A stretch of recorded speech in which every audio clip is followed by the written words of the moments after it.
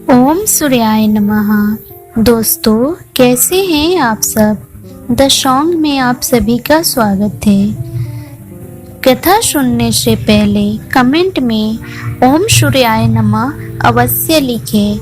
अभी तक आप लोगों ने चैनल को सब्सक्राइब नहीं किया है तो प्लीज़ चैनल को सब्सक्राइब करें। मकर संक्रांति को हिंदू धर्म में विशेष महत्व प्रदान किया गया है। यह पर्व प्रत्यक्ष देव भगवान सूर्य को समर्पित है।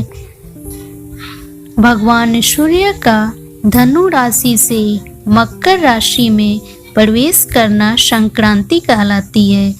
ज्योतिष शास्त्र के अनुसार मकर संक्रांति के दिन सूर्य उत्तरायण होते हैं। इस दिन पर सूर्य दक्षिण की यात्रा समाप्त कर उत्तर दिशा की तरफ बढ़ते हैं। संक्रांति के दिन व्रत और दान का विशेष महत्व बताया गया है। कहते हैं कि इस दिन किया गया दान 100 गुना अधिक फल देता है। इसलिए मकर संक्रांति के उत्सव पर तिल का दान किया जाता है। मकर संक्रांति व्रत विधि। मकर संक्रांति व्रत विधि की चर्चा भविष्य पुराण में भी मिलती है। भविष्य पुराण के अनुसार सूर्य के उत्तरायण होने पर संक्रांति व्रत करने की मान्यता है।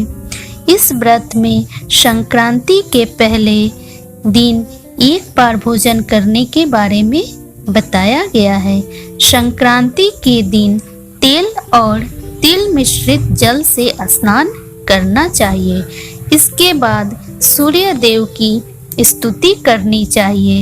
इस दिन तीर्थों में या गंगा स्नान और दान करने से पुण्य प्राप्ति होती है।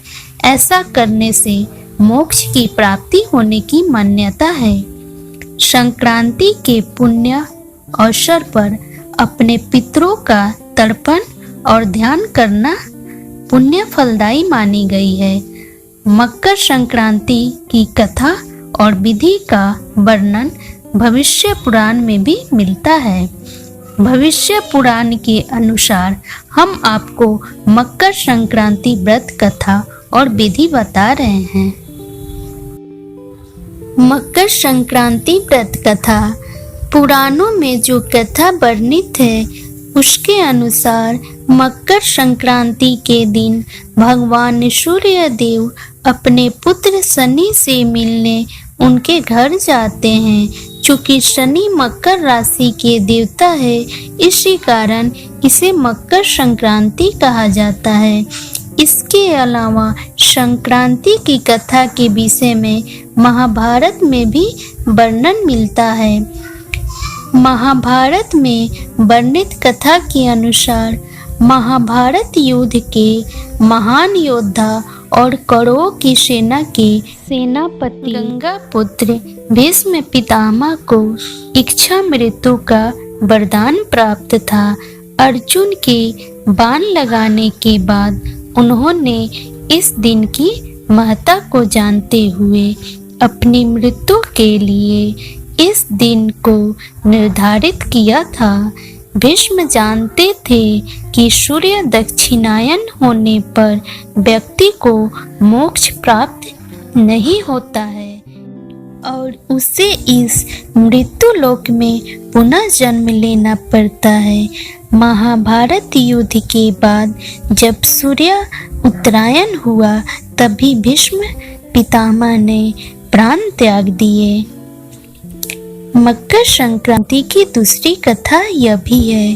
एक धार्मिक मान्यता के अनुसार संक्रांति के दिन ही माँ गंगा स्वर्ग से अवतरित होकर राजा भागीरथ के पीछे पीछे कपिल मुनि के आश्रम से होती हुई गंगा सागर तक पहुंची थी। धरती पर अवतरित होने के बाद राजा भागीरथ ने गंगा के पावन जल से अपने पूर्वजों का तर्पण किया था।